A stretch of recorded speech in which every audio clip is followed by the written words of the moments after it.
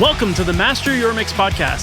This podcast is for you if you're a musician or audio engineer looking to create pro-level recordings and mixes from your home studio. My name is Mike Indovina. Let's get started. Hey, welcome to the Master Your Mix podcast. My name is Mike Indovina, and thanks for hanging out with me today. Today, my guest is Ryan Schwabe, and if you're not familiar with him, he is a platinum-certified mixing and mastering engineer, a former professor of recording arts and music production at Drexel University, and he's also the owner of Schwabe Digital, which makes some awesome new plugins that have been hitting the market pretty strong lately, so definitely want to check those out. But in this interview, we get into a lot about his process when it comes to mastering, how he uses a analog-digital hybrid approach to his mastering, and we dive into when and where he actually likes to use analog versus digital. He's definitely got some really interesting opinions of that, and you can tell he's very methodical about why he does things when he does them. And so we get into all of that for sure. And then because his plugin company deals with clipping plugins, I wanted to dive into clipping because that's a topic that I think has come up maybe a couple times. People have mentioned that they've used clippers, but we've never really done like a deep dive on clipping and what it is, why you would use it. Because let's face it, like most of us are told when we first start that clipping equals bad and you should never clip. But Ryan is definitely using clipping to his advantage here, and a lot of other engineers are too. So it's really important to understand when and where clipping can actually be advantageous. And he talks about how he uses it in his productions, and he also talks about how he uses it in mastering as well. So we dive into all of that kind of stuff in this interview too. So with that said, let's just jump right into it. Ryan Schwabe, thank you so much for being on the Master Your Mix podcast. What's going on, man? It's doing some work in the studio a little bit. Things are nice. Awesome, man. For people who might not be familiar with you and who you are, what you do, can you give us a little background on who you are, what you do, and ultimately how you got into all this stuff? Sure. My name is Ryan Schwabe. I'm a mixing and mastering engineer, two-time Grammy nominated, once for Best Sound Engineered Album, which was for mixing and mastering BAYNK, BAYNK's album Adolescence. That was the 2022 Grammys, or the 2023, I guess. And once for Baauer's Planets Mad, which was Best Electronic Album in 2020. And I'm a mix and master engineer. I do everything in my bedroom, which I'm sitting in right now. I was a professor for 15 years at Drexel University in their music industry program, teaching recording arts and music production, some bits about acoustic, entrepreneurship in the music industry, and bits on like listening techniques, psychoacoustics.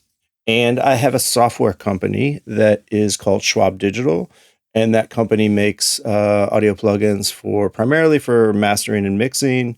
The two plugins I have out right now are kind of like a production clipper and then like a mastering tool called Gold Clip. Gold Clip is the mastering tool, and Orange Clip is the kind of production distortion device type plugin. Very cool. Yeah. We'll definitely dig into both of those because I wanted to ask you about those. But let's go back a little bit. Like, how did you ultimately get into music in the first place, or music production? Sure. So, I mean, I was a kid in Buffalo, New York, and I was saving money, making money, doing whatever I was doing. And I was like buying drum machines, vinyl, turntables, samplers, and I think I had like a Dr. Rhythm was my first drum machine, and like this Roland sampler with like really small amounts of sampling time, and I was just like sampling popular music and like making sounds out of it, playing in garage bands with friends, but was never really good at the performance side of it. Eventually went to college and came to Philadelphia to go to Drexel University, and I studied traditional music, like playing in an orchestra, playing bass in a big band jazz ensemble, music theory. It was basically a split between like traditional music education and electrical engineering. It was called music and audio technology, but really it was, they just threw us in the IEEE and made us like program robots and like, computer programming, traditional electrical engineering type work. So when I was there, I was a student, and I was like young and a punk, and I just like was angry that there was no recording studios there. And so I wrote the president an email and was like, hey man, there's like no recording studios here, and my degree says audio technology, but there's no audio technology here. I'm just programming robots in IEEE. And I lied and said that I knew how to build studios. And I said like, if you give me budget, I'll build studios for you. And at the time I had this job at this TV store, and I was building kind of like live music venues and Baptist churches in West Philly and North Philly with this guy, Ken Curry. And so I kind of had like a little bit of background, just like how to run cables and how to like build studios. And eventually the president like emailed me back and gave me like $10,000 to build a studio. So I built a studio there, and it was like a Pro Tools studio with like a Digi 001, like way back in the day. And then eventually while I was a student, I was like guest lecturing courses there, teaching there. I graduated, started to work at a studio in Philly called Studio Crash, which is still around, but at the time it was at a different location. And I was like the in-house engineer, so like 60 hours a week, 80 hours a week. I was just sitting there. Anybody that walked in the door, I was the tracking engineer, and they handed it off to my boss, who was the mixing engineer.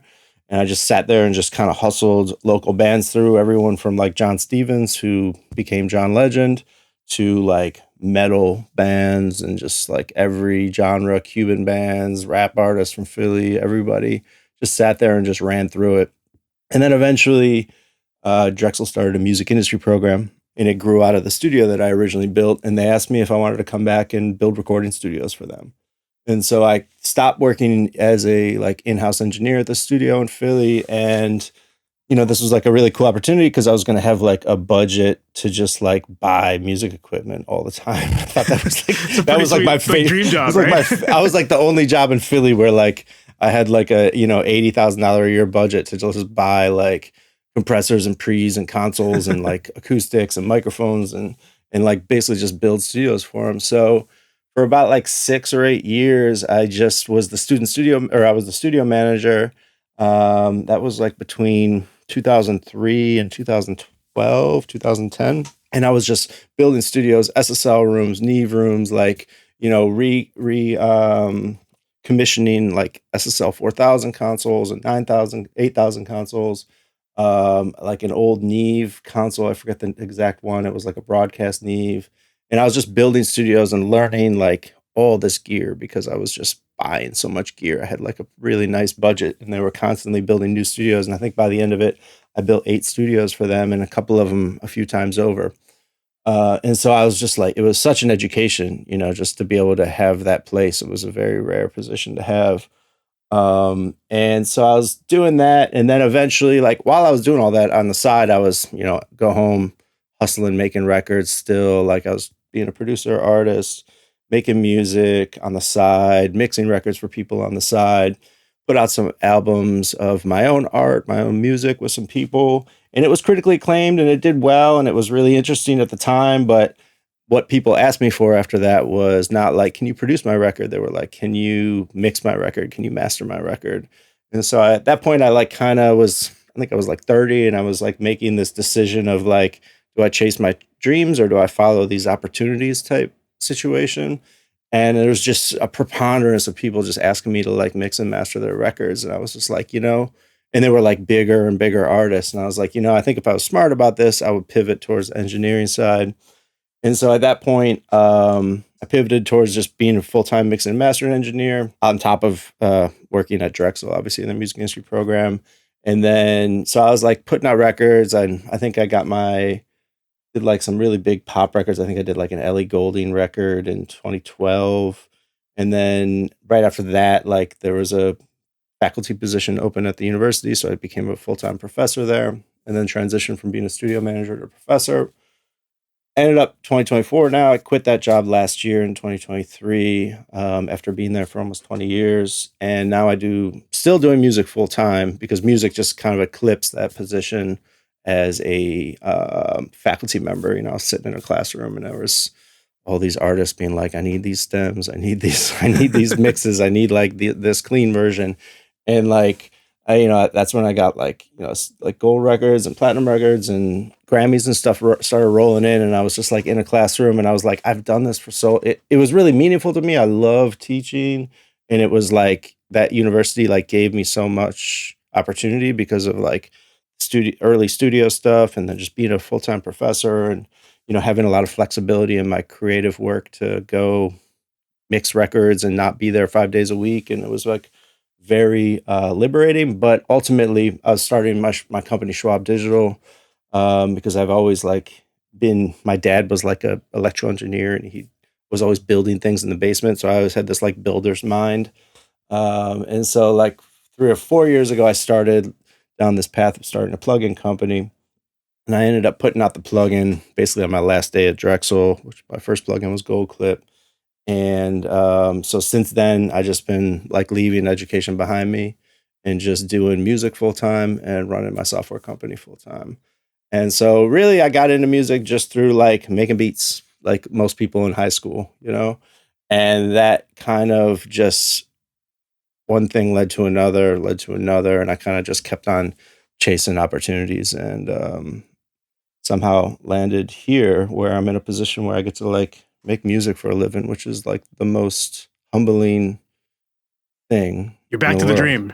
Back to the dream, yeah. Yeah, love that, It man. only took me 20 years, but I found my way back to the dream, you know?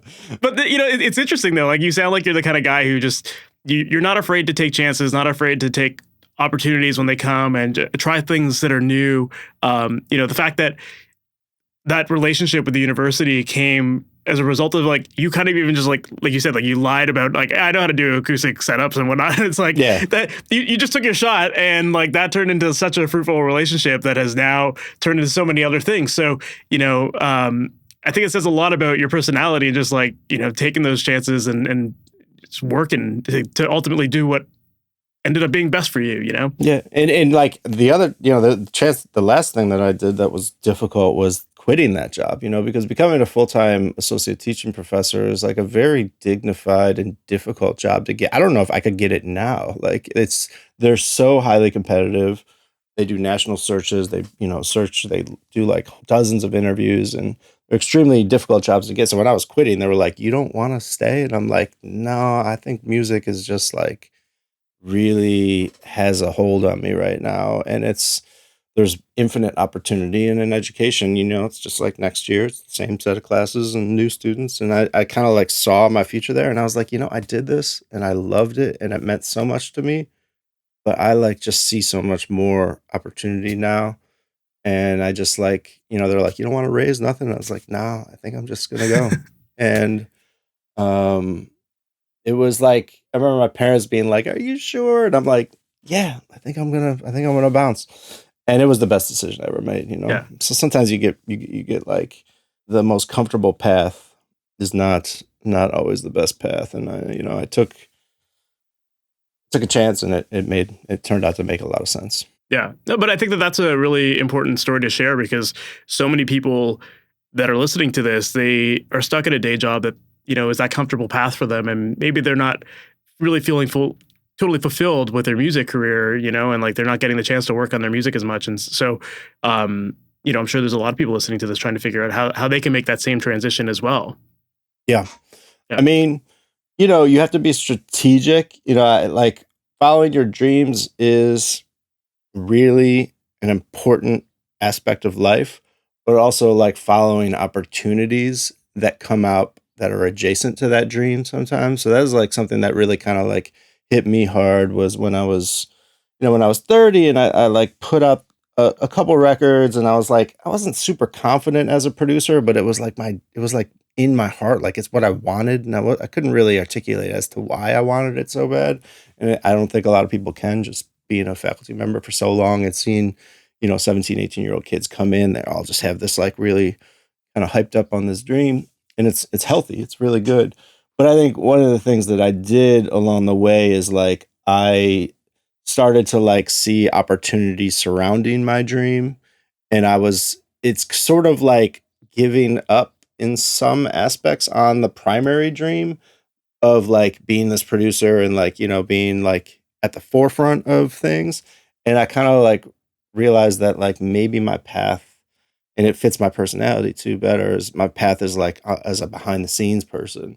And when I made that decision, that's when like all the big, that's when my work proliferated and all the accolades started pouring in, like like the Grammy nominations and gold records and platinum records and all like the stuff that like, is theoretically the prize or whatever. But really the prize is the work itself. And so, yeah, it was, I remember that being a very difficult decision, like making that kind of detour on my path, because I felt like I was giving up to some degree, but I'm so thankful that I made that decision because it's really kind of guided me into a place that I'm just really happy with, and Yeah, at the of course. current state. Yeah.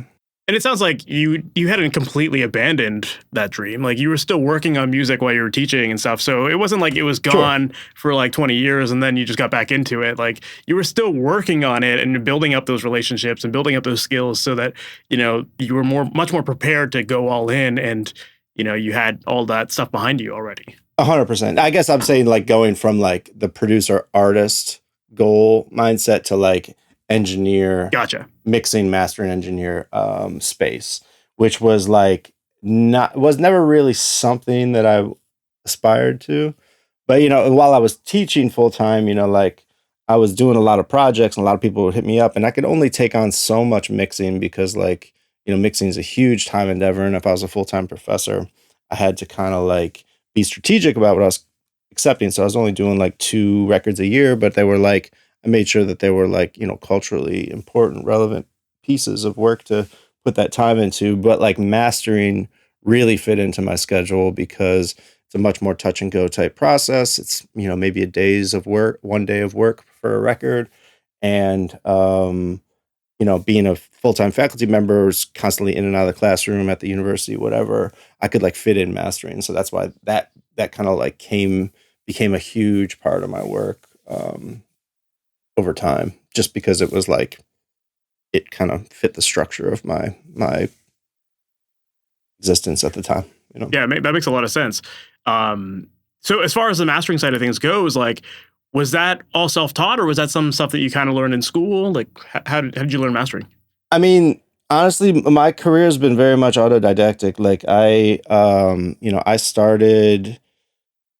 I built a studio when I didn't know how to build a studio, and I've just figured it out. Everybody's got mentors. I'm not going to act like I'm just like some lone wolf just out here, figuring everything else out for themselves, but like I had some mentors, like the engineer at Studio Crash, for those 2 years was a very big mentor, like he would give me lessons. Like I remember one day, the first day I worked there, I was recording this band called Larger Than Life, and the drummer's wife, or the lead singer's wife, was the drummer, and she just passed away giving labor to his child. Oh shit. And they were coming in to like get all the bounces of all the music that they did together so that he could just have it as memory, in memory of her. And like I had to like sit down and I like mixed all the songs my first day there for this band that had this very important thing. And I mixed the songs, gave them to him, and then like left, right? Everything was fine. And then the head engineer came in and like played his mixes from like a year ago and compared them to mine, and mine were like terrible, right? And so like just like there's those like small mentorships along the way, yeah, like that obviously build up, but a lot of my experience is completely self-taught. Like my mastering work, I've never really sat in on a session with another mastered engineer ever in my life. I have sat in on mixing sessions with people, but all of my work is self-taught. And that's why I think my trajectory in my career was maybe a little bit slower, because education kind of slowed it down a little bit. But, I look at like my students that I'll like, I don't have students anymore. I'm not teaching anymore. But last year when I was teaching, I sent like a couple students to like Tony Maserati's studio, or I sent a couple people to XL Studios in New York, right? And those people would be there for a year. They'd work under someone like brilliant. They would get all of their practices and all of their knowledge. And then in a year, or 2 years, they might break off and they're doing the weekend record. They're doing like all these huge records, right? And so there's such a value to working under somebody. But the trajectory of my career was always me working alone. And so I kind of have some maybe way different practices than a lot of people, because they've all just been like, they've all just been iterated into over like 20 years into like what I'm currently doing. Yeah. And, I wouldn't trade it for anything, but like, I really like admire when I like see students go off to work under like, kind of legends. And within like 2 years, they're like at the top of the game. I'm like, damn, I should have done I'm the same way. Like I never sat in on any like big mastering sessions or any of that kind of stuff, but it was like largely self-taught. I did go to an audio school but it's interesting because like I know a lot of people that go that traditional route of like following someone and learning from someone. And I think that it's really important to learn a beginning to end process from someone, you know, rather than just like going on YouTube and finding a bunch of random shit and hoping that it all somehow works together. But sometimes there is that risk that like when you do only learn one way of doing things, then you're set in that way and like nothing else exists around it, you know? Yeah, if you're not a lifelong learner, if you're a rigid person, I'd say so. But, you know, when you go under and you work under like a Tony Maserati or you go work with a producer, you know, they have been dealt all of these problems before and they have like really clear strategic solutions to them, whether they're like social things like dealing with clients, dealing with managers, or just like sonic things like when you're presented with certain like engineering problems that you need to solve, like this is how they do it and this is like their solution. And if they're legends, they're legends for a reason and those solutions work. And so like you just get this bag of tools quick that is just, I mean, I remember it took me so long to really learn how to mix vocals properly. I was just so bad at mixing vocals forever and I could never understand why until like, you know, a while into it. But if I was like, you know, somebody's second engineer, I would see like, oh, they do this, this, and this, and this. And then like, I'll take that information, amalgamate it into my own kind of what feels right for me. But, you know, I think, you know, that side of engineering, that like mentor mentee side of it is really where the education happens. You know, when you're in a classroom and I'll be teaching, you know, 15, 20 people mixing at a time, the conversation is way different than if it's just like me in a room and they're like seeing me do actual work, solving actual problems, and then being like, this is why I did it. As opposed to being in a classroom where you're kind of just like kind of topic jumping and going, you know, deep diving and then doing surface level and then deep diving. And it's a different experience. But I think the mentor mentee thing, I've seen my graduates just like explode in success from it. And it's really humbling and beautiful to see, you know? Yeah, for sure. Well, I'd love to dive into your mastering process a little bit because I know you do a lot more of that and your products are largely based for production and mastering as well. So when it comes to like starting a new project, what's your typical mindset going into it? Like, you know, like you said, you kind of learn a lot of things on your own and you're kind of self-taught in that respect. So when it comes to starting a project, where do you typically start? What are you listening for? That kind of thing. I mean, the first thing I do is just kind of like needle drop through the record, right? And I kind of just like decide what is the best sounding song to me. Sometimes I might ask what the best sounding song is to the artist. Usually it's, you know, usually when I get a project, I'll usually get like a lead single first and then the remaining 10 or 12 songs after. And so usually that lead single's maybe has the most engineering intent in it. So theoretically it's the best sounding record. And so I'll find that song or I'll find that like bit of energy that I think sounds the best. And then I think about the record holistically. And I think like, okay, let's say it's a song, EP of 6 songs. Like this is the exciting song. This is the really bright and exciting and dancey or whatever song. And this is the ballad. And this is kind of the middling songs that are just kind of like chill. Right. And so I try to like categorize them and think, about the record holistically. And then, you know, usually I'll have the sequence, hopefully not all the time, but that's helpful. And then I'll basically try to build an arc to an album based off of how I categorize different songs, right? So the ballad's not going to be as bright and edgy or maybe as like the bop and hit, you know, or like the danceable song, whatever. And so I kind of like I try to think about the record holistically and creating an arc to the entire record as if it's a movie, you know? And that's why having the sequence is really helpful, although a lot of times people enter mastering without the sequence yet. And so that's the first thing I think about is just like needle jumping around and kind of quantifying the songs and kind of like trying to understand the project as a whole. And then I think about genre and what's appropriate for that genre.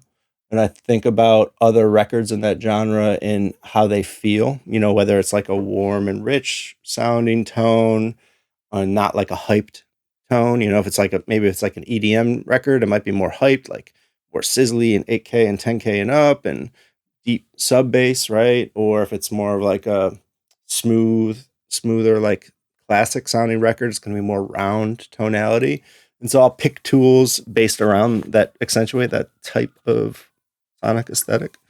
And so I try to be like big brained about it in that capacity. And then if I'm just doing a single for somebody, it's the same thing, but it's just quarantined down into like one specific song. Yeah. And so I'll think about it more holistically, artistically like that. And then I start to ask what are the problems that I'm hearing, and it's the first things that I'm usually listening for are spectral balance issues. Like, is there resonance in any particular part of this music? Are the cymbals kind of really spitty and edgy, or is there like a really big resonance in the kick drum or in the bass, or is it boxy sounding in the mid range? And just kind of like think about any spectral balance issues that might exist, and then repair those. Just basic EQ. And then I think about it dynamically and like the envelope shape of individual sounds from the kick drum to the snare drum, and that'll affect like the style of limiting that I might use, whether I want something that's going to accentuate transients or something that's going to flatten out transients and kind of make things have a longer sustain to them. And so then I'll think about them dynamically. And after that, I try not to overthink it. Maybe that sounds like I'm doing a lot of thinking, but all that happens in like a flash of a moment, right? The reason I can articulate that is because I've been a professor for so long, and I've like had to sit there in a room for hundreds of hours and talk about this stuff. But like most of the time, I sit down, I digest the music, I make some like quick decisions. I'm always much better if I'm not thinking too hard about things and I'm just making gut-based decisions. But when you kind of tease out your gut-based decisions and you apply meaning to them, that's what I just explained is kind of like the breadth of the meaning that I'll usually apply to those decisions. Of course. Yeah, so that's interesting. Like, it makes sense that when you're listening to a full album, that you're kind of getting that holistic view of the record. And large part of like mastering a record is like creating that arc, creating that consistency between the tracks, and it sounds like you're kind of just going off of usually like the best sounding one is kind of your standard for the rest of the record, perhaps, right? Yeah. So I'll master that record first, and then like what I'll do is I master all the songs, and so that they're in a place where I don't print them yet, right? And so I listen to the needle drop through the record without my mastering, right? And then I needle drop through the record with my mastering, and I say like, okay, I could master them all so they're perfectly loud and same frequency balance, right? But I don't really think that's appropriate all the time. And so after I do my in track by track mastering, I then back out and I kind of needle drop through, and I'd be like, okay, this one should be more chill. This one should be like more hype. Like, let's make this one half a dB louder, 1 dB louder. Let's make this one 2-3 dB quieter if it's just like synths and vocal, or acoustic guitar and vocal, or something like that. And I use like the vocal is usually a good commonplace for loudness throughout a record. So if I needle drop through a record, the vocal should feel relatively the same level all the way through, unless of course it's an instrumental. But so yeah, I kind of like do part of like going down deep, which is like finding resonances and sonic issues within a song. And then there's a layer that is more higher level, 60,000 feet. Like, how do these all feel together collectively? Yeah. And then if I'm needle dropping through a record and I'm like feeling like, okay, this all makes sense together, then there's the, quality control issues things, which is like, you got to listen to every song all the way through and listen for pops and clicks. And if there are things in the source track like that, I'll put them in RX and do some DS, maybe manual de-essing or declicking or whatever types of kind of sonic repair stuff. That's with modern recordings, that stuff is usually cleaned out before it gets to me because everyone's got a computer and they're kind of Hawkeye for that stuff. But a lot of times it kind of bleeds through into mastering. For sure. So then, like, one topic that I know I've talked to a lot of mastering engineers about lately is like this idea that these days so many people are releasing singles, and so they're typically sending a single song to be mastered, and then they'll do another song to be mastered, and then they'll have like 5 or 6 songs individually mastered, and they're like, okay, now we're gonna put it all together and throw it together as an album. But I think with your approach, that what you've talked about here, like, it makes sense when you have all of the songs at once to create that arc. But when they've been individually mastered, what's your approach there, and how is that different than what you would normally do? That is a very annoying thing. I shouldn't say annoying. It's very difficult. Sometimes people don't even tell you what they're sending you as part of a larger project, right? They send you a single 1 month. They're like, hey, check out, got a new song. Cool. Master it. Great. A month later, got another song. Cool. Master it. And then like by the 4th song, they're like, yeah, this is all a project. And I'm like, I was not referencing back to the previous songs. Now, luckily I have like things set up in a way where, just like with my folder structuring and the way that I label things, like I can always go back to artists' previous masters, even if it's not on the same project.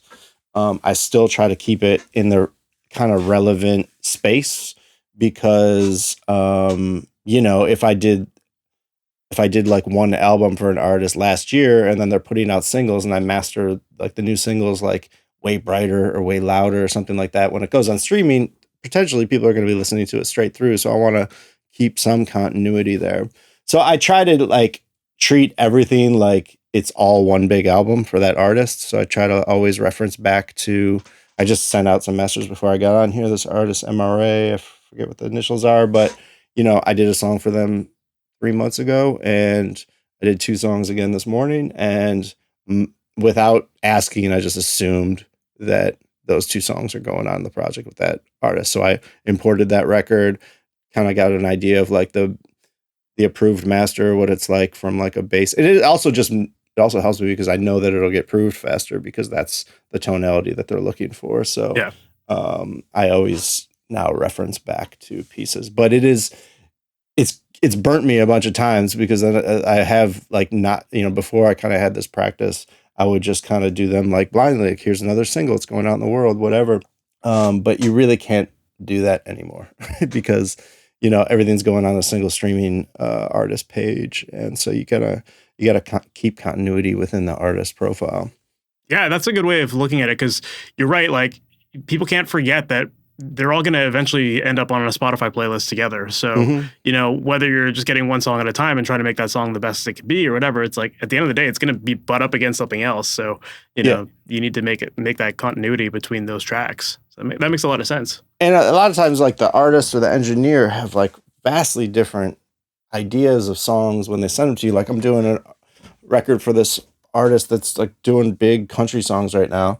And the engineer, I don't want to say anyone's names, but the engineer sent me like the last song, and I was like, I made it like much brighter because I was like, this is like really dark, it's really mid-rangey, and I was like, it just needs to be more hyped up. And he was like, no, this one's going to be really, really, really, really tame and round, and like all the future masters, I wanted to have this tonality.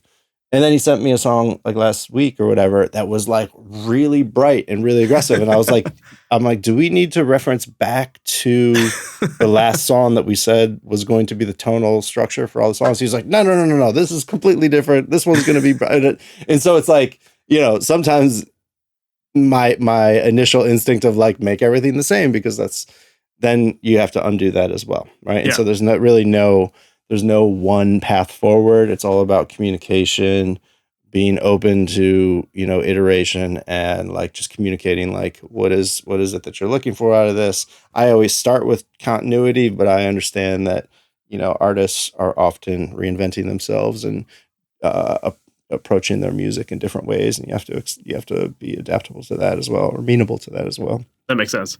Yeah. So what does a typical mastering chain consist of for you? It depends on the genre, but my first goal is the least amount of things possible. And so the first thing that I do is I'll use gold clip, and then there'll be a bunch of empty or like deactivated inserts in between that, hardware, software, whatever. And I'll use a final limiter. And so what I'll do that for every single song first with no EQ, no nothing. So I'll set the volume arc and the like envelope shape for the dynamic structure or whatever that I want to set for each song, microdynamics or macro dynamics, like individual, how a kick drum hits or how the whole song kind of feels. I'll set that for the entire album first. And so this is like a new approach that I've been doing, and it's yielded like the best results. So I get the whole record up to what I think is like the right level for the project with Gold Clip interacting with the limiter, final limiter. And then there's a bunch of slots in between that are all deactivated. And then I start to like needle drop around and I start to ask myself those questions that I talked about earlier, like, should this be a darker record? What are the resonances in these mixes? Is this a perfect mix and it doesn't need anything else, right? Sometimes like if I get something from like a really amazing engineer, it literally might just be like Gold Clip and like kind of some calibration of a limiting approach, and then that's it, right? Maybe some widening or maybe some like little tiny kind of hidden things, like what else would I potentially put in there? Like maybe some colorful EQ that's not even changing the balance, but just maybe creating harmonics. I don't know. So the first thing I do is set the loudness for the entire project. And then when I needle drop around, I'll be like, oh, the kick drum's way loud in this song. Do some EQ to fix that. And then over here, oh, this vocal is really SE. Yes, this to get it there. And then I start to just kind of triangulate the record down and down and down and start adding more and more processes. So that way I'm starting with the least amount of stuff in chain, and then I'm adding things that solve specific goals, right? And so that way that everything that I add has a function and a purposeful outcome. Because already these people sat with these mixes for hundreds of hours, however long, maybe 10 hours, whatever, or they labored over these songs for a very long time, I'm sure. And, I can't return to them like a foreign object. Sometimes you need to, like, I did a record this morning that was like, the mix was just like weird and had all these holes and gaps in it. And I need to be way aggressive with the master just so it sounded like full and energetic. But that's rare, that you need to really dig in like that. I always just start with getting the macro dynamics of the album together first, and then problem solving its way to completion. And like the if I'm needle dropping through and I, the least amount of things I have to do in order to get them to feel cohesive is the goal. Not because I'm like cheap or not because I'm like, being, not like willing to spend the time. It's not really a time thing. It takes a long time to do things in that way, but it just makes for a better master. Well, it's preserving what they've given you and not you adding your stamp on top of it. Mm-hmm. Yeah. You talked about how like leveling is one of the first things that you do. And I know that like the topic of levels is always a hot topic when it comes to mastering. Like, is there a certain level that you typically aim for when you're mastering a track? Like, do you care about that? It's really about the type of music that I'm working on. If I'm doing like something that's like electronic oriented or rock oriented, stuff that's a little bit more harder edge, that stuff's going to be louder. It's going to be more aggressive. If I'm doing like a rap record, surprisingly, those records are not as loud as as you might think they are, because they are very kind of sub bass oriented productions. Like a lot of like modern trap music and stuff. It's like really deep low end, and so if you push that stuff really loud, you get all this like intermodulation distortion from the limiters, and just this kind of nastiness starts to arise in the mid range, and this stuff is generally kind of smooth sounding. And so it really depends on the genre. If I'm doing a folk record, it's going to be lower. If I'm doing a modern classical record, it's going to be lower. And so I generally am willing to push things as loud as the mix allows them to be. And some mixes allow for more loudness than others based off of like how the arrangement of the song has a big thing to do with it. And arrangement of the song has a big part of how loud it is perceived on Spotify as well. If it's like a through composed song, like drums, bass, music, vocals from beginning to end with no breakdown or no like drops in energy, that song is gonna be measured louder and then be discounted in volume more. But if a song has a gap in it and some dynamics, like macro dynamics to it, that song is going to be measured lower and then will be played back louder. So the loudest part of the song with gaps in it will be louder than a song that is through composed and all instruments straight from beginning to end. Yeah, that makes sense.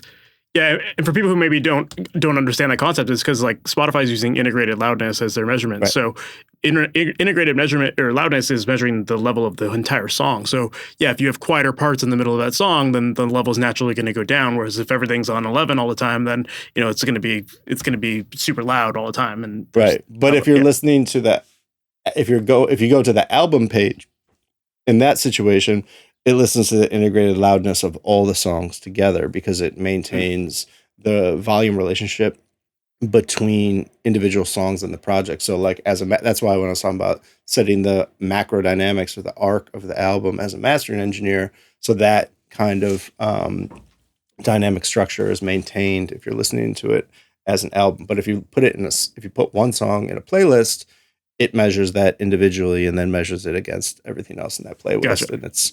And it's its own album at that point, I guess. It makes sense. Yeah. Yeah. I was also curious to learn a little bit more about like your actual setup. And I know that you have like an analog hybrid or analog digital hybrid. And I've heard you say before that, like most people I know that have analog in their equipment, in their setup, want to use analog in everything. But I've heard you say that there are cases where you actually prefer to use digital for some things and analog for others. So I was wondering if you could maybe talk about that a little bit and when and where you might use it. I mean, if I wanted to dumb it down to the most basic sense, which is not always true, but I would say that like if music is made with a drum machine and synthesizers, I often feel like digital sounds better. If the album is made with like a drum set and electric bass and instruments, a lot of times analog sounds better. That's really, really dumbed down, and it's probably not 100%. It's definitely not 100% true. But the way that I've just been noticing recently that, I mean, I use a lot of my own mastering tools that don't exist in the world, and so I'm constantly like using my software and learning it and trying to like improve it. So I'm like really dedicated to software technology for that reason. But I have my hardware chain where I can, I have like, I don't know, 1, 2, 3, 4, 5, 6, 7, 8. I have like 10 pieces of hardware in chain. It's a single chain, and they all have like hardware bypass on them, so I can take them all out or I can put them all in. If I take them all out, it's just like a long wire going back into the computer. If I put them all in, it's obviously all the pieces in. But I can basically master digitally, and then I can insert hardware in the middle of that chain, which will be all of my pieces of that. And it's completely unity balanced, right? And so it does, when it goes out and in, it doesn't add like 1/10 of a dB or take away 1/10 of a dB. It's like 100% down to like 1/100th of a dB, the same exact volume, unless I'm doing gain reduction with compressors and stuff like that. But that's to be expected. And so I can like master a record, and I can just quickly like insert the hardware chain and be like, is it better or is it worse? And this is really good. It's all mastering equipment. It's like, I probably spent $80,000 on all this stuff over time, if not more. And I can make a qualified decision of if it's better or if it's not better. And I think the value that I bring to mastering is not the gear that I bought, but it's the decisions that I'm making for people. And so once I kind of like accepted that like people are hiring me for my decision-making process, they're not hiring me for my gear, I got rid of this idea of like, I spent all this money on all this gear, so I have to use it on every single project.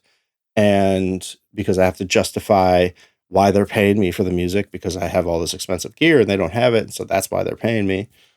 That's not true. They're paying me because I theoretically know what they're like, the subtle changes that I can make to their record that'll make it sound the best to them in the most amount of playback systems and what's appropriate for that genre. and that I've worked on other records in that genre that they think sounds amazing, right? And so once I got over the hump of like having this kind of just like feeling of like undervaluing my decision making and thinking my value is in my equipment, once I got past that and I started to just recognize that my power is in my decision making, I started to be more critical of my use of analog equipment, because it's easy to be like, oh yeah, it's better, but it's not always better. Sometimes it's just different. And like, I don't know if that different is always 100% good. And like for drum machine music or rap music and stuff, like I always just notice that like it sounds deeper and more rich and more urgent when it's just digital processing. And it's not always true. You know, sometimes you get like electronically produced music that like needs something that I can't get out of analog or out of digital right now. But for the large part, I gave up on that feeling of analog is better. And whenever people like, you know, try to tell me about all their analog, like I have the best stuff too. Like it's, I'm not, it's not that I don't have good stuff. It's just that like, I just got over that feeling of like, it has to be better because it's analog and it's always been better, you know? Yeah, The new stuff is great. The new plugins and stuff are amazing. It's true. Yeah, absolutely. Yeah. Well, yeah, I'm glad that you talked about that, because I think that, I mean, obviously digital has been getting better and better for years, but there still are, like, when it comes to the mastering world, there's still a lot of purists that are like, analog is the only way to go. So it was cool to hear you talk about that. I mean, one time that I find that analog never works well is like, you know, and a lot of times when I'm working on bigger records from bigger mixing engineers, is a lot of times, you know, really successful mixing engineers are delivering loud mixes, right? They're delivering stuff that's coming in at like, if you like listen to like a spike stint mix that gets delivered to mastering, it's like -4 loops, like -5 loops. It's loud as hell. It is like it's the master. That's loud. No, it's crazy loud. Like I was at the studio and mastering studio in LA last month, and I was with a master engineer that was working on his projects, and he played me his mixes, and he was like, this stuff's coming in at -5 loops, and all I'm doing is putting a limiter on it, because if I insert anything else on it, he's going to hear it and he's not going to like it. And so he's, you know, that was like the extent of the interaction. So a lot of times when you're working with like really great master engineers or mixing engineers, they may be sending you really loud mixes. And if I used analog on really loud mixes, because there's so much stress and transient shaping on, or like kind of squeezing on it, I think that it sounds bad if you send it through like tube stuff, it sounds bad. Smears it too much. So you can send it through only solid state equipment and it can be okay. But in that situation, I find that just staying digital is the move. And that engineer, when I was over there, you know, he had this -5 loop spike stint record, and he had all this like beautiful analog equipment all over the place, and it was a digital master. And I talked to a lot of, you know, top of the world master engineers who are kind of in the same lane. Yeah. Well, it goes back to what you said about like the real reason why people are paying you. They're paying you for your expertise and your ability to make the decisions that are actually best for the song. So that makes sense. Yeah. You mentioned clippers before, and how you know, obviously Gold Clip is one of your products at Schwabe Digital. And I'd love to dive into clippers a little bit. First off, I guess, could you explain what a clipper is for people who have maybe never used clippers before? Sure. It's just like a hard edge distortion device. And you would think like, oh, you would never use distortion in mastering. And generally you're not. What Gold Clip does is it is a clipper that transitions into hard clipping really quickly. And so generally what you're doing when you're clipping and mastering is you're clipping like a 0.5 dB off of a track, right? Or 1 dB off of a track. It's very, very subtle. And when you look at the peak information of a mix, that top 1 dB of the peak information, that top 1 dB of the wave file, is largely like spike. If it's an acoustically recorded band, it's going to be like spikes from like microphones being in phase really quickly and causing like a cymbal and a snare and something like causing a quick spike, or the attack of like a bus compressor, like letting a really quick spike through for like 30 milliseconds or less, or 5 milliseconds or less, And it can oftentimes just be like the attack of a compressor letting things through that constitute those spikes. So they're very short instances of transients. And what they do is, instead of that letting those things bleed through and go to the limiter, where the limiter has to modulate around all of those things, what a clipper is going to do is it's going to have like a ceiling, right? And that ceiling is going to be where those spikes of transients go past. And what the clipper does is it just goes right into distortion, like instantaneously, if it's a hard knee clipper. And what that does is it clips off the transient, right? And for that moment of time, it basically puts distortion there, but it's such a short, instantaneous moment of a transient. It could be 3 milliseconds, 5 milliseconds, or just a bunch of samples back to back. And then what it does is it puts like a little bleep of distortion there. So before, where there was like a snare drum with a huge spike, there's now a snare drum that the spike is trimmed off, and like for the 1/100th of the snare drum, or 1/50th of the front edge of the snare drum, there's a blip of like distortion there. But we don't perceive distortion that is that short in time periods, right?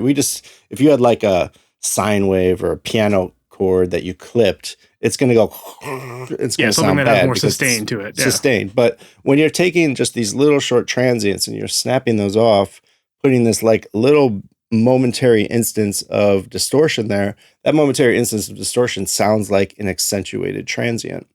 And because it doesn't have the distortion of attack and release, it doesn't mess up low frequencies. So when you have like a limiter that's really, really fast, if it interrupts like a deep bass, like 20 hertz sine wave, it will interrupt that and maybe modulate it down. And it'll, like, sometimes when you make masters loud with just limiters, the bass gets reduced and the mid range goes up, right?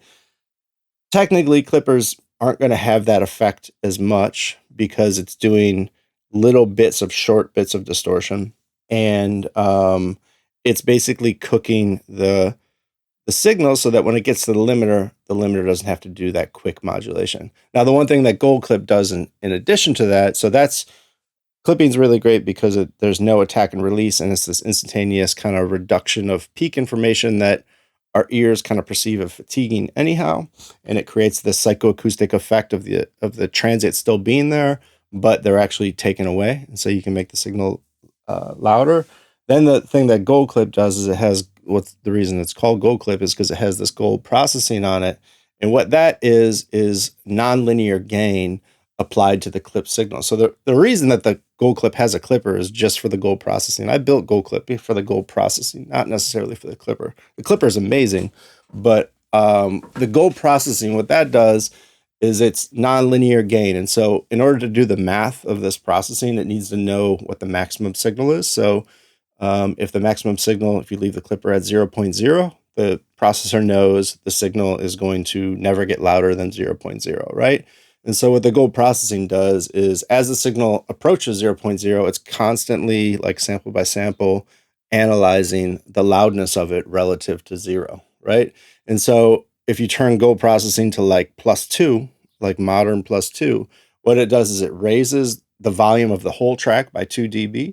And then as that input signal is getting closer to 0, it's logarithmically tapering off that 2 dB of gain to 0 dB of gain. So if the signal is like at -12, it's adding 2 dB of gain. If it's at like -4, it's adding 2 dB of gain. But if it's at -3, it might add 1.5. If it's at -2, it might add 1. If it's at -1, it might add 0.5. And it's slowly logarithmically tapering it off. So it has this arc to it. And that arc is essentially like compression without attack and release, because it's doing a compression curve, but it's doing a sample by sample analysis. So it's not using attack and release to kind of shape the transients of it. It's leaving the transients completely alone.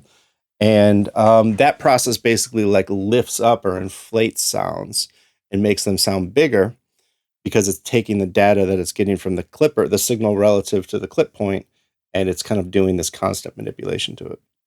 It's really great sounding. It's why that plugin's become so successful, because there's other plugins that do something similar to it, but the exact curve that I use is unique. Yeah, it's interesting because, like, for most people, when you first start learning audio engineering, like the first thing people say is like, don't hit the red, like clipping is bad. If you see the red light on, that's bad. And here we are talking about how clipping can actually be really beneficial. And I think in a mastering context, the way you've described it, it definitely makes sense where you're creating headroom in the track by getting rid of all of that like super peaky stuff that, that people aren't really hearing anyway, or they don't need to really hear it. And just that distortion, like people don't really perceive it. So by doing that, you're creating that headroom to then increase the level of everything and get a louder master. And that's been, that is what people have been doing with mastering traditionally for so long now, right? Like they've been running into their converters. And I gather that this plugin was based off of that analog conversion process. But one thing I do when I set up like a master is like, I said that I always set up like basically gold clip in my limiter for the whole record. So I'll like gain around all the songs on the project, like, literally gain them up and down with just like change the waveform size, like literally gain them up and down. And then once I kind of have them like an arc to the album, just by literally changing the gain, everything's below 0, obviously, but like I'm just changing the gain of them all. Then like I'll analyze the first song and I'll say, okay, this song's at like -7 dBFS peak. Like that's the loudest part of the song. And then I'll set gold clip to -7. So it's doing 0 dB of clipping. So I'm actually not using the clipper by default on every single song. None of the songs go into clipping, right? But I can then turn gold processing up and get that inflated tonality because I'm using the gold processing, which is lifting up low level RMS information, but maintaining peak information. And then I am, if there are like tracks that need to be louder or have erroneous transients, then I may bring down the clipper a little bit more so it actually starts clipping. But by default, I start with no clipping. A lot of times I get comments on like, on Instagram ads like, oh, just clippers are distortion. This is a piece of garbage. You wouldn't use that in mastering. It's like, just because it has clipper in the name doesn't mean that you actually need to clip with it. It does all these other processes behind it. It just uses the data from the clipper to do these types of processes. But if I'm interpreting it correctly, like just the fact that it has the clipper built into it, like there is that kind of like threshold of like the hard limit of how loud things can go, right? So, in terms of like having gold clip as the first thing in your chain, wouldn't that kind of defeat the purpose of a limiter? Or why would you want a limiter afterwards if you've already kind of set the threshold for how loud things can be and you've already pushed the level of it too? Gold clip is like a complement to a limiter to me. It's not a final processor. And so like I will get, like if you do 1 dB of clipping and then you do 2 dB of gold, you can do some gold clip math and say that like I clipped off 1 dB of peaks and then I added 2 dB of volume with gold. And so theoretically, my final limiter will now do 3 dB less of gain reduction and attain the same exact loudness. Gotcha. So that's the benefit of gold clip. So in my description earlier, basically, I start with doing 0 dB of clipping and like, 1 or 2 dB of gold. So now my final limiter is doing 1 or 2 dB less of gain reduction, which is the audible thing that we hear in limiters when they start to sound bad. So if I can use a limiter, like if I had to make a rock record really loud and it was like -5 loops or, whatever, it's loud, but like say it was that loud, with just a limiter, I would maybe start to hear the artifacts from that limiting. But if I put gold clip in front of it and did like a 0.5 dB of clipping and 2 dB of gold, I would hear 2.5 dB less of artifacts. Yeah. That's how I use it. And that's why, there's still things you can do with a limiter where you can like kind of adjust the transients. Like you can use a slower attack, or you can like use a type of limiter that kind of accentuates transients. So you can still adjust the envelope shape of sounds in a mix with a limiter, but gold clip is like a complement to it. Now there are people out there that use gold clip as like a final processor, like producers and like mix engineers that they're going to send it off to mastering anyhow. They may just like use gold clip only, and I've had people talk to me about that, but that's not how I work in my mastering work. But it is a potential, but that's not what I do. But the way you described it makes sense, where you're kind of just taking care of what would be causing problems with the limiter. You're taking care of that earlier, so the limiter doesn't have to work as hard. It's just that literal last little bit of limiting Yeah. because you've taken care of it all in advance. And I may do some things in between there too. Like I may like clip and do some gold processing. And then after it, I may use like a compressor that like makes it pump a little bit or makes it move a little bit. Or I'll EQ after it. Or I'll use like two bass processors after it, which may kind of change the envelope shape if they kind of accentuate the low mids. And so I'll do a bunch of processing after it. But the clipping should, if I'm doing compression or dynamic bass effects, it should reduce how erratic the dynamic processors need to react after it, because a lot of the erroneous transients are Gotcha. brought in. Yeah. Yeah. So then the other question that I had for you is like, obviously we were talking a lot about gold clip, and the gold clip, like you said, is primarily used for the mastering purposes. But you also have orange clip, which is your other plugin. And you said that's a little bit more for production stuff. So could you describe the differences between those two and why you might want one clipper for one application, one for another? Sure.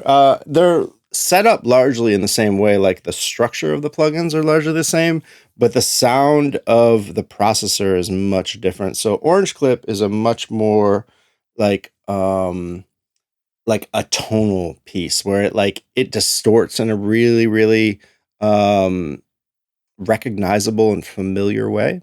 Right? It's based off of a DAW that is really famous for like electronic and pop and hip hop production, FL Studios, and it's based off of like the sound of the clipper in there.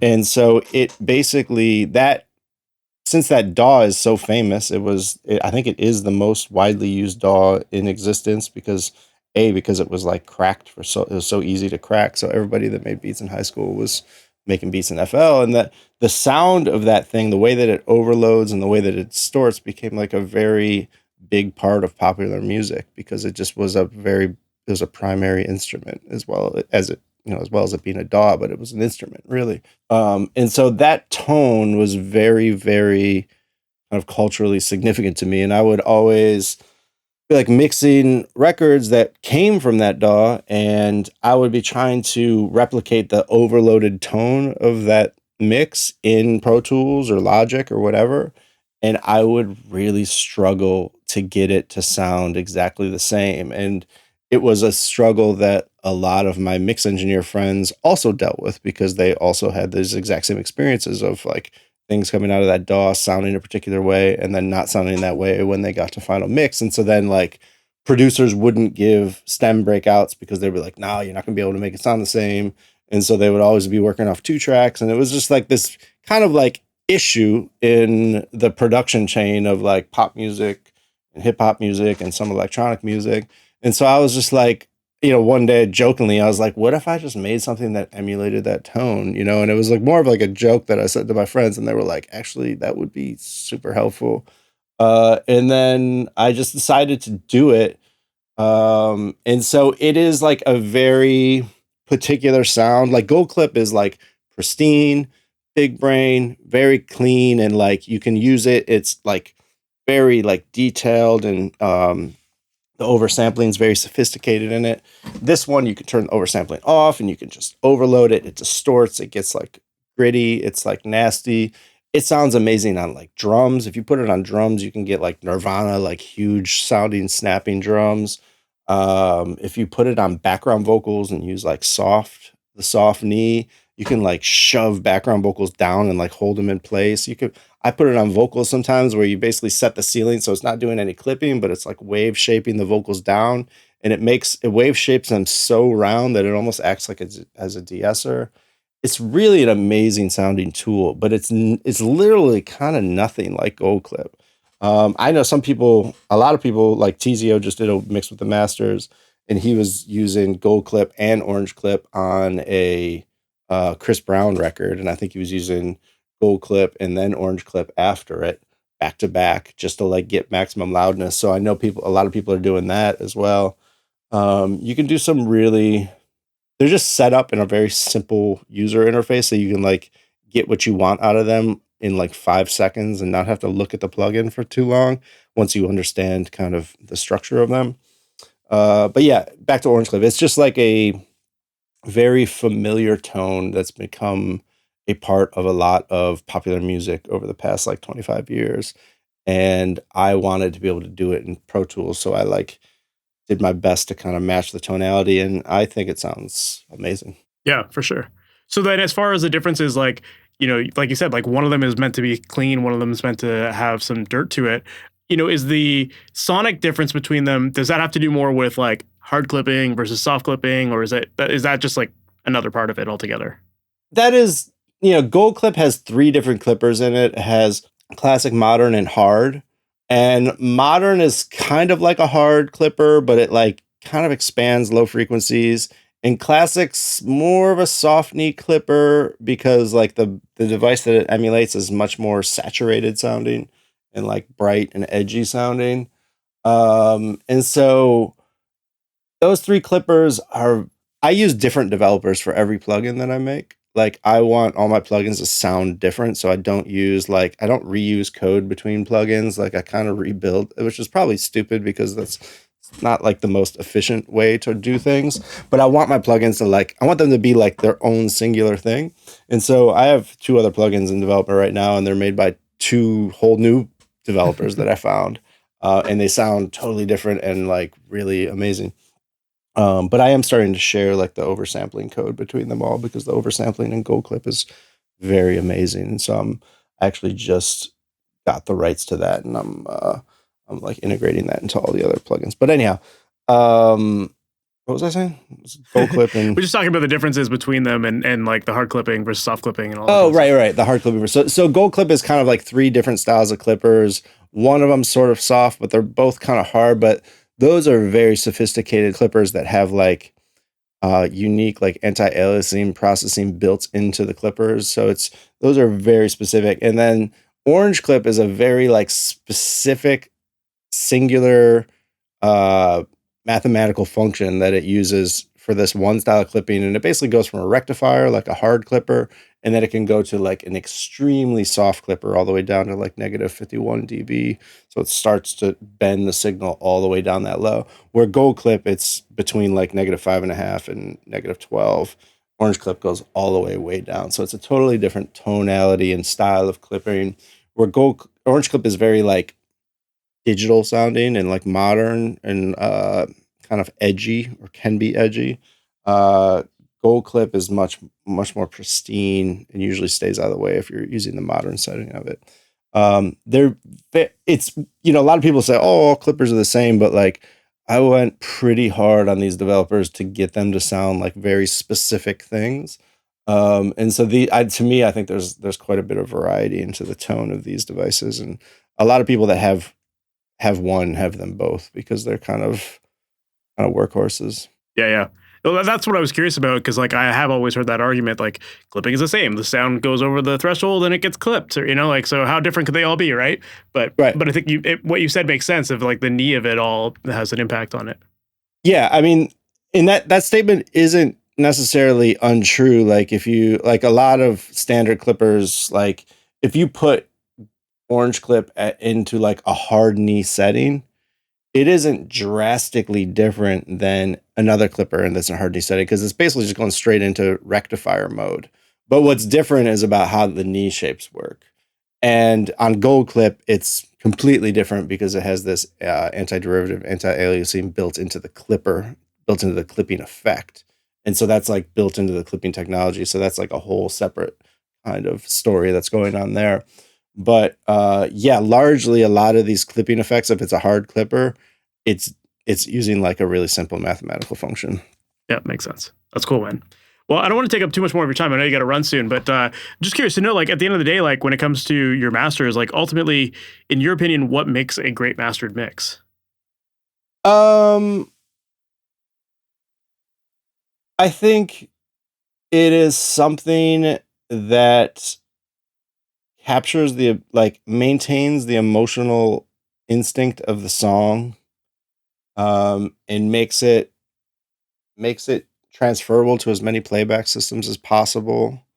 It should be largely invisible. Like, if you listen to a great record, you're never like, man, the mastering is really good on this, because you don't know where a mastering engineer started and stopped. It's hard to judge other like masters when you're listening to records, because you don't know what that master engineer was given, right? And so you can't say, oh, this master's terrible. It's like really bright, but it could have been like the mix was really bright and you could only deviate from what was the approved mix by 15% before everyone's like, this is totally different. Like, I want it to be that way. You know what I mean?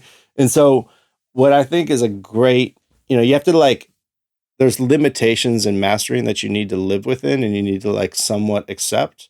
But I think what makes a great master is something that is just feels compelling, and that if you're listening, like to really judge a great master, I like to judge it on a full spectrum playback system and loud, right? And it's like, how does each element hit me? Does it resonate in the low end where I'm feeling it in my chest, if it's that style of music where it's supposed to? And is the presence of the vocal and instrumentation balanced with it, and is it kind of giving me the same emotional impact? And is the sizzle and the sides of the top, is it like floating above but not poking out, right? All of these, like the transient and spectral balance information needs to kind of hit in a really particular way. One of my favorite ones is like the Alabama Shakes In Color. I think it was done by it was mixed by Steve or Everett, but it was mastered by, he just retired. I forget his name, but it just has this beautiful tonality to it, and the transience of it is just like push air really well. Bob Ludwig? Bob Ludwig, yes. Yep. Thank you very much. It's one of my favorite masters because it just feels alive, and it's still really loud, but it just like feels like so natural. Right. I think what happens a lot of times is like people are so interested in making things loud, and they sacrifice like looking at a meter and getting it to a certain number, or like comparing it against like a record that's in that genre that they think sounds amazing, and just trying to get it to be even in loudness and forgetting all else. Right. And that's when masters are bad, right? Sometimes some mixes can't go that loud because it's not into the spectral balance of the mix. Like, you can't force it there in mastering. And so, yeah, it's hard to quantify because it has so much to do with what you're given, but really it just comes down to those, like the spectral balance and the dynamic transient shape of them. Because we're dealing with largely technical things when we're dealing with a singular song. And then when you're talking about the full album, you're talking about the full arc of the album, then there's that element of it that the mastering engineer has a big impression on. Right on, man. Yeah, it's kind of that's a difficult question to answer. Totally. Because I mean, what do you think is a good master? No, I agree with everything you said there about that spectral balance and that arc, and I think that you're telling a story with a record, so you need to have that you're taking people on that journey, so it needs to flow really well, and it needs to like translate and all that. There's a lot of technical things that you said there. I think that I totally agree with, and I think from a creative standpoint too, it's how it hits you. It's what it makes you feel. So I think you covered all of that there. 100% agree with all of that. I was listening to this Erykah Badu interview yesterday, and she was like, "I hate mastering engineers." She's like, "I want my music to be broken. I want it to be ugly. I want all those mistakes. I want to hear fuzz. I want to hear the buzzing." He's like, "Whenever I get something back from a mastering engineer and all that stuff's gone, I hate it." And like, there's something, like, it's easy to kind of like, I was like, "Oh, hell no." Like, I was like offended. I was like, "No, I don't do that," but like, there's something to that where like, I don't think it's the job of the mastering engineer to solve like all of these problems, right? Because if they were passed, if there's a team behind the record and all those things were passed, like, I may ask about that. Like, do you want the buzz on the front end of this record? No, yes or no. But like, there is something to just the preservation of the art, because we're largely here to think about big picture things and not get too kind of too distracted by these blemishes that are maybe intentional. And I do that in my mixing too. I try not to fix everything. If something's kind of ugly, like, it should be ugly. If I make it pretty, it's no longer what it's supposed to be. You know what I mean? And so I try to keep that ethos when I'm and mastering to some degree. Obviously, it was a different threshold. But Yeah, and it's true though. It's like if those things were a problem and the artist thought they were a problem, they would have dealt with them when they initially recorded them or mixed them. yeah, So yeah, that makes sense. yeah. And some people love that. They love the problem. It's true. You know, what my problem is like they're like joy. And I remember I was working on this Hop Along record, and there was this one moment in the song where like the vocal and the cymbals and the guitar all hit this note, and it kind of like went, and I would like solo each one, and I'd be like, what the hell's going on here? And I remember I spent like a half a day one time, like trying to fix this thing. And I was like, what the hell? Da, da, da. And now when I listen back to that record and that moment happens, it's my favorite part in the record. I'm like, I love the way that like does that right there. And I was sitting there trying to fix it, you know? So yeah. Yeah, no, absolutely, man. Love that. Well, Ryan, if people want to learn more about you, maybe check out your plugins or maybe even work with you, what's the best way for them to do that? You can contact me through my website, which is ryanschwabe.com, RyanSchwabe.com, or you can check out my plugins at Schwabe Digital, SCHWABE digital.com. And my email address is on there, and you can reach me through email, or you can reach me on my Instagram and X account, which is the same, Ryan Schwabe and Schwabe Digital. Awesome, man. Well, thanks again for doing this. I really appreciate it, man. It was really cool to learn more about your process and the plugins that you've developed and some of the mindset you have going into these projects and how you approach it. So it's been awesome, man. Thank you so much. Thank you for having me. It's been a joy. Thank you.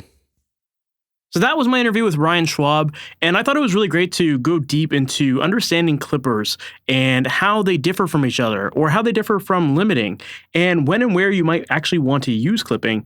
And it's a bit of a technical topic, but I thought that Ryan did a really great job of explaining what's really going on under the hood with a clipper and why you might actually want to go with a clipper versus a limiter and that kind of stuff.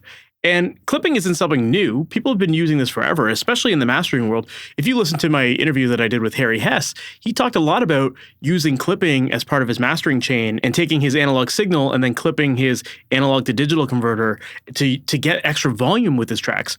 And essentially what Ryan has done here with his plugins is he's created that same workflow, but in a digital domain. So it's definitely an advantageous tool, especially in the mastering world. And when he talks about Orange Clip, which is his plugin where he talked about how you can use that for more of a sonic characteristic, like that can be a really cool creative thing too. So don't discredit clipping. I've heard other people in the past say that like clipping is the worst thing ever and you never want to clip. And if you're clipping, you're not an audio engineer. But it's like, these are all tools to help us get cool results. So, sometimes it's the right tool, sometimes it's not. But I think the way Ryan described the use of his plugins and how many people would want to use these, it all makes sense to me. So I'm glad that he dove deep into understanding that. And I also thought it was great to hear him talk about how Spotify determines the loudness of a record. I think that's a really important thing to understand for people, and how it isn't just about pushing your levels, it's also about the arrangement and that kind of thing. That's a really important part that a lot of people overlook. So definitely some really cool advice that he shared there. And then lastly, one other topic that he brought up that I think could really be of benefit to you is the topic of mentorship.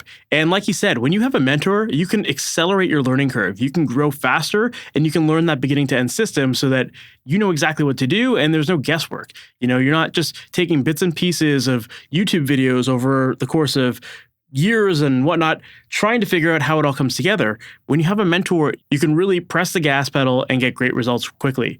And so if you're interested in having a mentor work with you on your tracks, if you want someone that can show you that beginning to end system and offer you feedback on your specific projects and help you troubleshoot through the issues that you're having specifically with your mixes and your recordings, well, that is exactly what I would love to help you out with. And inside of my coaching program, Amplitude, that's exactly what I do. In that program, I work one-on-one with my students, showing you the exact system that I use for every single song I work on, walking through all the steps in recording, editing, mixing, and then giving you feedback along the way as you work on your tracks. We're walking through what to do with EQ, what to do with compression, what to do with effects and automation, and all that stuff that goes into ultimately making a great sounding final product. So if you're interested in learning more, make sure to visit MasterYourMix.com/amplitude, and you can find all the details on that page there. And then just basically fill out the form on that page, and then I would love to hop on a call with you to learn more about your process, your goals, and to see how I can truly help. And if it seems like you'd be a good fit for the program and that I can actually help you, then I'd love to invite you into the program to work together, and then we can work on making sure that your music sounds the absolute best it can. So once again, make sure to visit masteryourmix.com/amplitude to get all the details there. And with that said, we've reached the end of this episode. Thank you so much for sticking around to the very end, and I can't wait to chat with you in the next one. Talk soon. Thanks for listening to the Master Your Mix podcast. Please make sure to subscribe on your favorite podcast app and leave a review. If you have any questions or comments for the podcast, send an email to questions@masteryourmix.com. And for more information on how to create pro recordings from your home studio, visit masteryourmix.com.